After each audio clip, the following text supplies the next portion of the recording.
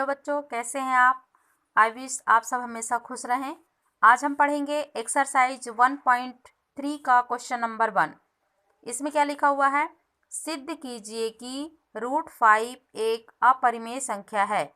तो हमें सिद्ध करना है √5 को अपरिमेय संख्या।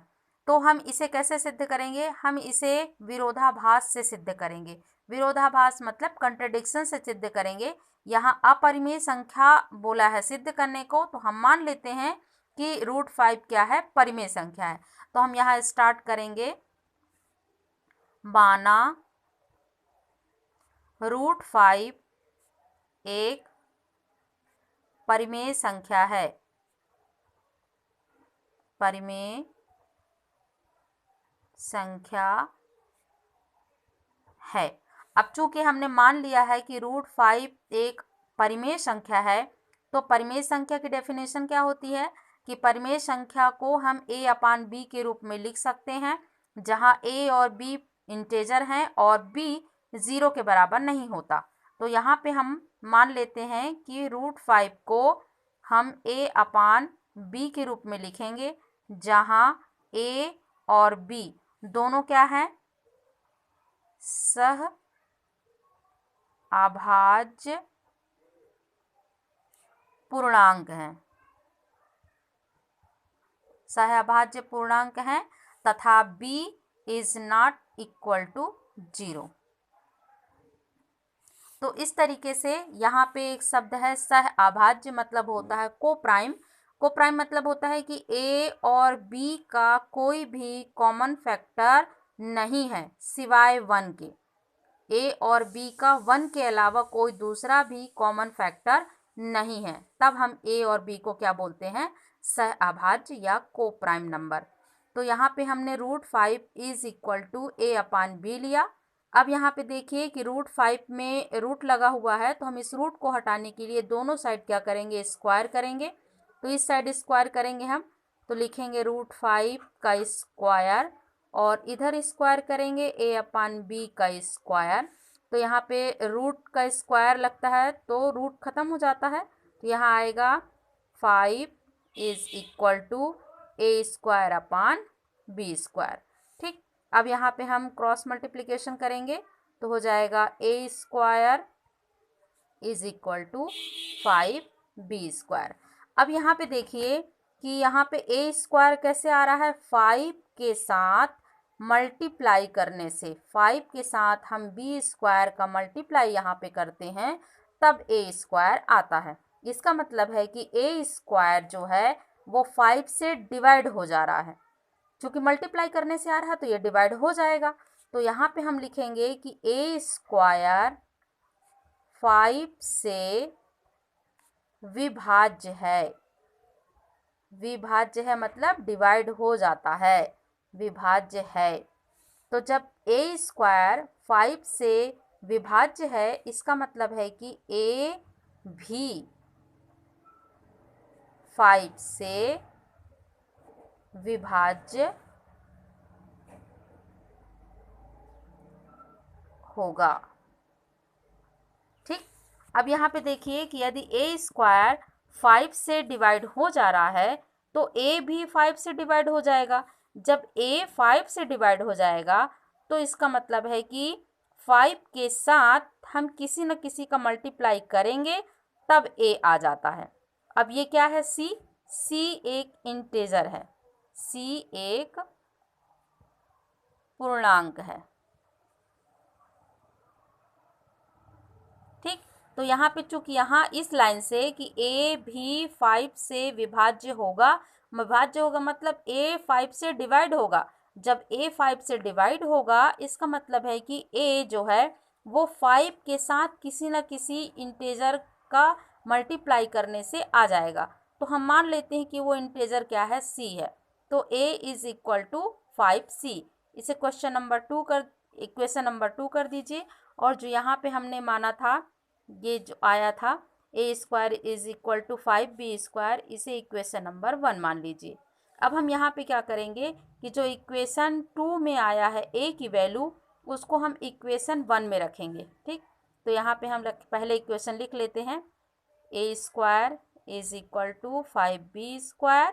तो यहाँ पे a की वैल्यू कितनी आई है 5c और यहाँ पे a² लिखा हुआ है, तो यहाँ पे हम 5c का whole square is equal to 5b²। अब यहाँ पे होल स्क्वायर करेंगे तो आएगा 25c² is equal to 5b²।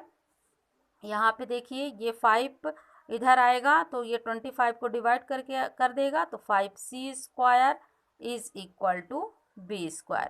वही पोजीशन आ गई, यहाँ पास जैसी पोजीशन आ गई यहाँ पास भी।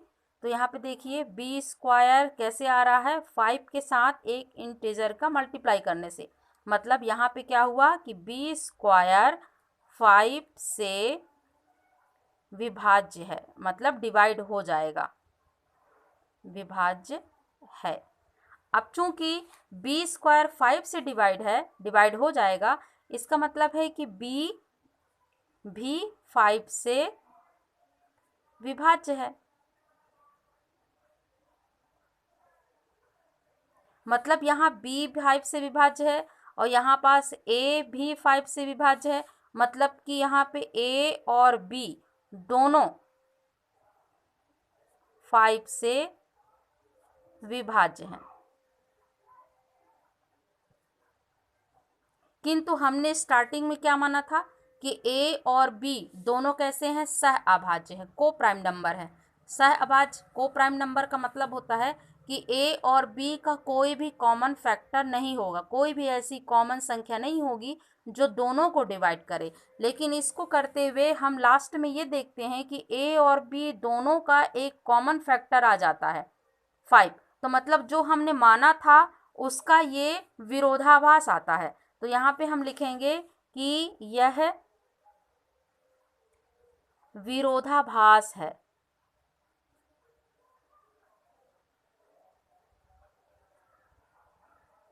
अतः जो हमने माना था कि √5 जो है वो एक परिमेय संख्या है, यह भी एक विरोधाभास है। अर्थात ये नीचे ऊपर क्या आ जाएगा, अतः √5 अपरिमेय संख्या है। तो इस तरीके से ये हम इसे सिद्ध कर सकते हैं कि √5 एक अपरिमेय संख्या है।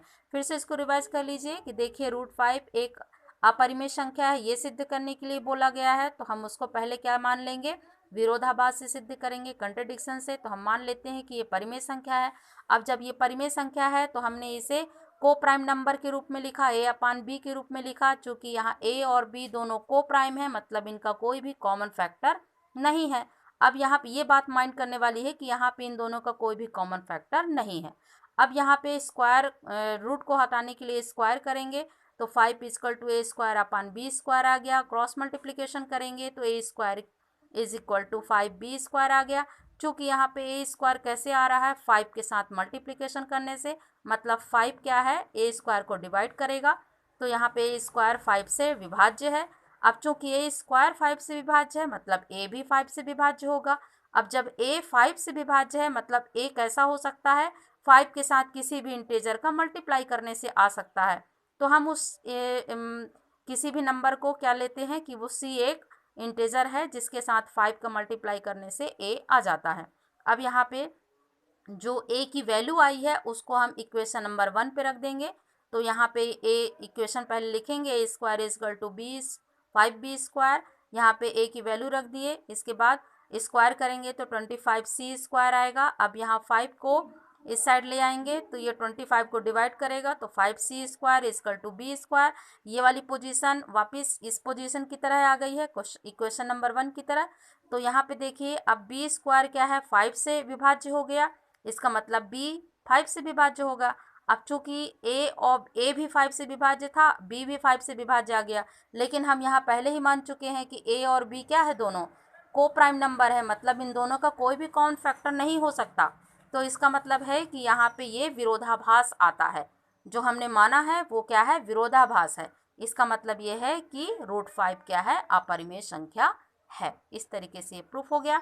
इसके सारे इक्वेशन आप √3 को अपरिमेय संख्या सिद्ध करना, √2 को अपरिमेय संख्या सिद्ध करना, √7 को, मतलब जो भी आप इससे आएगा इसी तरह के क्वेश्चन आप उसको इसी तरीके से उसको सिद्ध करना कर सकते हैं। अब अगले क्वेश्चन इसके तो सेम यही क्वेश्चन है, तो आप इसको इसी के तरीके से लगा लेंगे।